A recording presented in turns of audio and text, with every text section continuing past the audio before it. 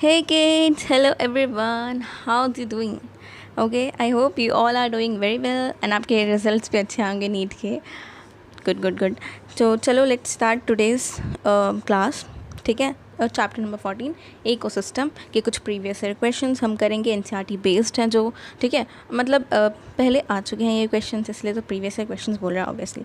And let's get started. Do not forget to like and subscribe. Okay, चलो. Okay, so the very first question, which ecosystem has maximum biomass? तो maximum biomass सबको पता है किसके पास होता है, obviously land, यानी कि forest ecosystem, option number D. Okay, next, the primary producers of deep sea hydrothermal vent ecosystems are. ठीक है, डीप सी हाइड्रोथर्मल वेंट में प्राइमरी प्रोड्यूसर कौन होगा? अगर तुमको ऐसा लग रहा है कि वो अलगी है तो अभी तुम अपने आप को करेक्ट कर लो, क्योंकि भावना में नहीं बहना है बच्चों. ठीक है, एल्गी नहीं है. एल्गी कहाँ होती है? डीप सी हाइड्रोथर्मल में रेड एल्गी होगी वो भी. यहाँ पर देखो ऑप्शन में क्या दिया, ग्रीन एल्गी या ब्लू ग्रीन एल्गी दिया है. Right, yes. तो ऑप्शन क्या है? Most appropriate. Obviously we have to choose most appropriate. Option number B, chemosynthetic bacteria. ठीक है, कीमोसिंथेटिक क्यों मैम? ये क्या है मैम? मुझे तो पता ही नहीं है. एक तो तुम प्रैक्टिस करने में सब कुछ पता होना चाहिए तुमको, पहली बात. लेकिन फिर भी मैं बता देती हूँ. कीमोसिंथेटिक बैक्टीरिया वो हैं जो केमिकली क्या कर रहे हैं, इनऑर्गेनिक मटेरियल्स को ऑर्गेनिक मटेरियल्स में कन्वर्ट कर रहे हैं. तो डीप सी में यही हो रहा है. वहाँ पर कोई सनलाइट तो जा नहीं रही है, तो क्या वहाँ पर कोई फोटोसिंथेसिस नहीं हो रहा है मेरे बच्चों. ठीक है, yes. Okay, the next one, which of the following would appear as a pioneer organism on bare rocks? ये तो सबको पता है भाई. कौन है? Lichens, yes. Which one of the following is a characteristic feature of cropland ecosystem? ठीक है, पहले तो बताओ cropland ecosystem क्या है. cropland ecosystem एक artificial ecosystem है, वो भी artificial terrestrial ecosystem है वो. ठीक है, artificial terrestrial. तो ये इसका characteristic देखना है. absence of weeds, ecological succession, absence of soil organisms, least genetic diversity. ठीक है, तो yes, least genetic diversity यही हम चाहते हैं, क्योंकि हम पहले से क्या सेलेक्ट करके रखे हैं, सुपीरियर जेनेटिक कैरेक्टर्स. अब हमको कोई इसमें वेरिएशन नहीं चाहिए. ओके, तो option number D. Next, the term ecosystem was coined by. किसने इकोसिस्टम ये टर्म कॉइन किया था? A.G. टेंसले, सबको पता है. Next, most animals that live in deep oceanic waters are. ठीक है, तो वो कौन है भाई? Primary consumers. ठीक है, बाकी का ऑप्शन तो बन नहीं रहे. During ecological succession. Okay, what is ecological succession? क्या है वो? यस, ऑप्शन देखो. Exactly, the gradual and predictable change in species composition occurring in a given area. ठीक है, हमने देखा ग्रेजुअल है और ये क्या है?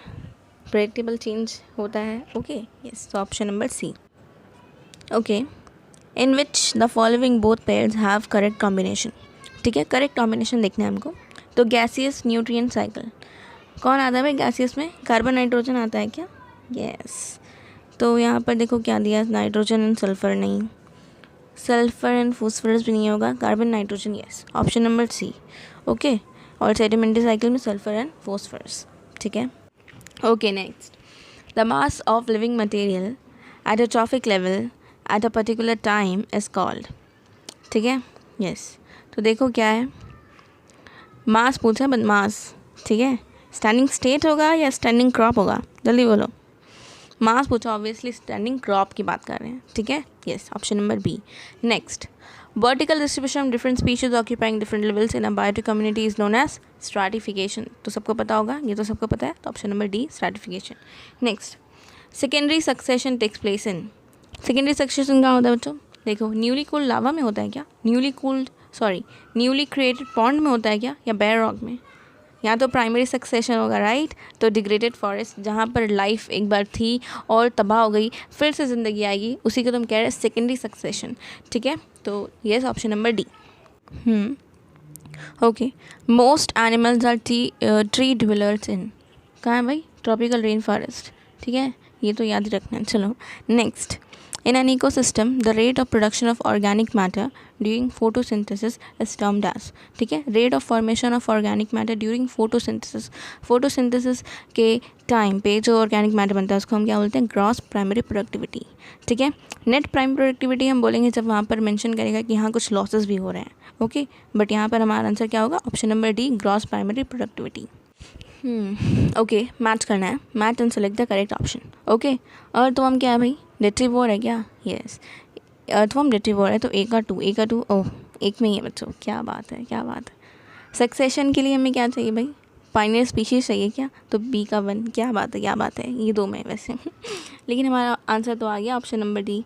ओके, इकोसिस्टम सर्विसेज के लिए पॉलिनेशन होती है, ठीक है, और पॉपुलेशन ग्रोथ के लिए इंटेलिटी। Okay, given below is a simplified model of phosphorus cycling in a terrestrial ecosystem with 4 plants. ठीक है, तो देखो सी क्या है, सबसे पहले प्रोड्यूसर्स है क्या, यस। ए क्या है, डेट्रिटस, कंज्यूमर्स के बाद डेट्रिटस बनने वाला है, डेट्रिटस। ठीक है, बी क्या है, soil materials, I mean rock minerals, क्योंकि वो सॉइल में जाएगा और सॉइल एब्जॉर्ब करने वाला है बेसिकली सारे मिनरल्स को। ओके, और डी क्या है भाई, लीटर फॉल, यानी कि लीफ फॉल हो रहा है, उसका लीटर बन रहा है, और फिर वो भी क्या, डेट्रिटस बना रहा है आगे चल के, राइट। तो option number C will be the correct option.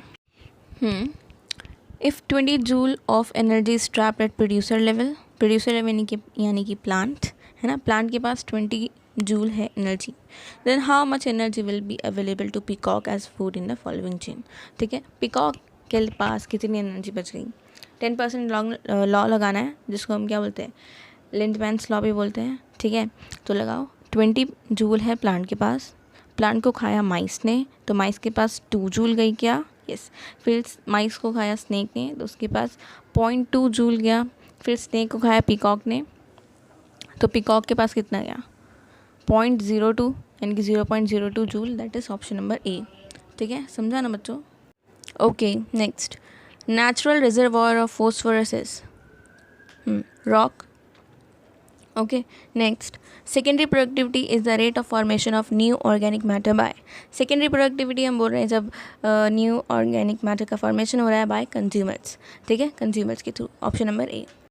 Okay, next, which one of the following processes during decomposition is correctly described। ठीक है, decomposition के कौन से ऐसे process जो correct दिए हैं, देखने, catabolism, लास्ट स्टेप, क्या लास्ट स्टेप होता है क्या, no, leaching water soluble inorganic nutrients rise into the top of soils, rise तो नहीं होता है, मैंने तो सुना शायद go down into the soil horizon and get precipitated as unavailable salts। Okay, next, fragmentation carried out by organisms such as earthworm, yes। Humification leads to the accumulation of dark colored substance humus which undergoes microbial action at fast rate, no, at an extremely slow rate, yes, NCERT की line। तो answer यहाँ पर सबको दिख रहा है क्या, option number C. ठीक है, okay, which 2 distinct microbial processes are responsible for the release of fixed nitrogen as dinitrogen gas into to the atmosphere। ठीक है, रिलीज ऑफ डाइनाइट्रोजन यानी कि डीनेट्रिफिकेशन। Okay, yes. तो देखो यहाँ पर option number D, anaerobic ammonium oxidation and denitrification, this is answer. ठीक है, डीनेट्रिफिकेशन होता है तो ये होता है, और जो दूसरा है वो है एनारोबिक अमोनियम ऑक्सीडेशन। ठीक है, यस, एनारोबिक का मतलब होता है एब्सेंस ऑफ ऑक्सीजन, तो option number D. Next, which of the following is a primary consumer in मेज फील्ड इकोसिस्टम। प्राइमरी कंज्यूमर पूछा हमसे, प्राइमरी प्रोड्यूसर नहीं पूछा है। ठीक है, तो देखो कौन है प्राइमरी कंज्यूमर, ग्रास हॉपर है, यस। मेज फील्ड इकोसिस्टम में जो कौन होता है उसको सबसे पहले ग्रास हॉपर ही खाएगा। Okay, when man eats fish which feeds on zooplanktons which have eaten small plants, the producer in this chain is। ठीक है, देखो क्या हो रहा है, मैन है, उसने फिश खाया। ठीक है, फिश ने क्या खाया था, जूप्लैंक्टन को खाया था, जूप्लैंक्टन ने कुछ स्मॉल प्लांट्स खाए थे।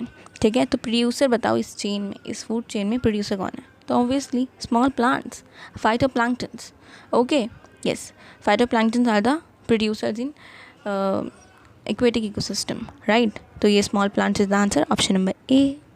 Okay, next, which one of the following is not a gaseous biochemical cycle in ecosystem। ठीक है, तो gaseous कौन सा नहीं है, phosphorus cycle, exactly। ठीक है, उसमें rocks होते हैं, reservoir of phosphorus, option number B। Okay, next question 24, obviously, identify the possible link A in the following food chain। ये food chain में A बताना है क्या है, क्या फिट बैठ रहा है वहाँ पर। ठीक है, तो प्लांट है, प्लांट को सबसे पहले इंसेक्ट ने खाया, फिर वो इंसेक्ट को फ्रॉग ने खाया, फिर फ्रॉग को कौन खा सकता है? कोबरा, यस, पाइथन, और फिर वो पाइथन को ईगल। एकदम परफेक्ट बैठ गया, यस। तो option number C is the answer. Okay, given below is an imaginary pyramid of number. Pyramid of number दिया हमको, ठीक है, यस। तो देखते हैं हम लोग कौन सा है, कौन सा पॉसिबिलिटी बन रहा है, ठीक है। लेवल पीसी यानी कि प्राइमरी कंज्यूमर इंसेक्ट है वो, और एससी यानी कि सेकेंडरी कंज्यूमर, वो स्मॉल इंसेक्टिवर्स बर्ड्स हैं। Yes, this could be the answer. Option number 2, level PP यानी कि primary producer phytoplanktons in sea, and whale on top level TC, tertiary consumer. No, this not be the answer. Level 1 primary producer is people tree, and the level secondary consumer is ship. Secondary consumer कभी भी ship नहीं होगा, right? Ship हमारा हमेशा होगा primary consumer, क्योंकि वो grass leaves खाता है, right? Level PC is rat. हाँ, देखो option number A is more appropriate one. Okay. Primary consumer insect हो सकते हैं क्योंकि वो हमारे लीव्स खाते हैं, फ्लावर्स, ये वो, ठीक है। और सेकेंडरी कंज्यूमर हमारे इंसेक्टिवरस प्लांट बर्ड्स हो सकते हैं जो इंसेक्ट्स को खाते हैं, इसलिए उनको इंसेक्टिवरस बर्ड्स बोल रहे हैं, ठीक है। Okay, which one of the following is not a functional unit of ecosystem, ठीक है। फंक्शनल यूनिट कौन सा नहीं है? तो एनर्जी फ्लो, डिकम्पोजिशन, प्रोडक्टिविटी, ये सारे हमारे फंक्शनल यूनिट है। तो कौन नहीं है? स्ट्रैटिफिकेशन हमारा स्ट्रक्चरल यूनिट होता है, फंक्शनल यूनिट नहीं, ठीक है। तो ऑप्शन नंबर डी। नेक्स्ट, हाँ, the upright pyramid of number is absent in. Upright pyramid of number absent है किसमें? फॉरेस्ट में। कैसे मैम?